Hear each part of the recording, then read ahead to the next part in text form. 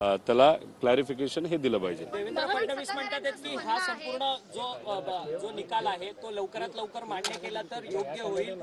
खोटं नाटं नरेटिव्ह जे आहे ते शरद पवार पसरवत आहेत असं त्यांचं म्हणणं आहे। हे बघा, त्यांचं मत आहे ते आता राज्याचे मुख्यमंत्री झालेले आहेत, ते त्यांच्या पक्षाची त्यांच्या सरकारची भूमिका तिथं मांडत आहेत।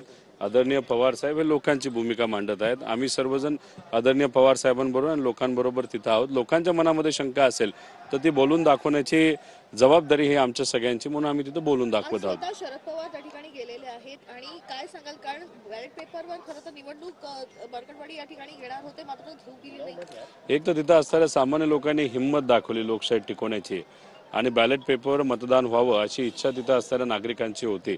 याच्यात तिथं जो प्रयत्न तिथं असणाऱ्या नागरिकांनी केला तो कुठेतरी सरकारकडनं पोलीस प्रशासन मोठ्या प्रमाणात तिथं गेल्यामुळे तो हाणून पाडला असं आपल्याला म्हणावं लागेल।